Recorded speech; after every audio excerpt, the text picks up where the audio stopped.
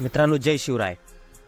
या कारणामुळे प्रियांकाने सोडले घर। बॉलिवूड आणि हॉलिवूडची स्टार अभिनेत्री प्रियांका चोप्रा पती निक जोनास आणि मुलीसह लॉस एंजेलिस मध्ये राहते, पण तिला तिचं आलिशान घर सोडावं लागलं आहे। हे घर राहण्यायोग्य नसल्याचे दिसून आले होते। घरात पाणी गळतीमुळे बुरशी लागली आहे।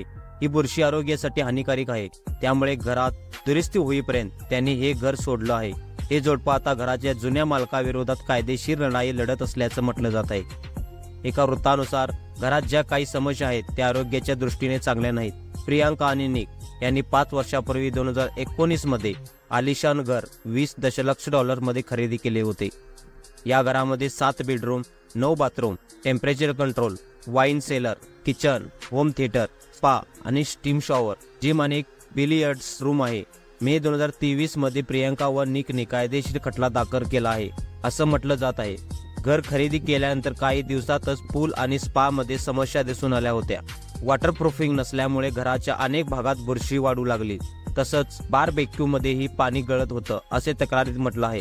प्रियांका चोप्रा आणि निक जोनास यांना त्याची नुकसान भरपाई हवी आहे।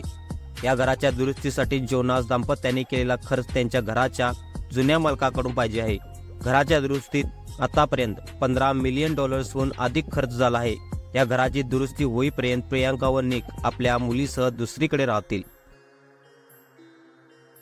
मित्रांनो, तुम्हाला जर बॉलिवूड, स्पोर्ट्स आणि देशाबद्दल रोजच्या रोज महत्त्वाच्या अपडेट्स हवे असतील तर तुमच्या भावाच्या मराठी चॅनलला सपोर्ट करा आणि सबस्क्राईब करायला विसरू नका। धन्यवाद। जय शिवराय।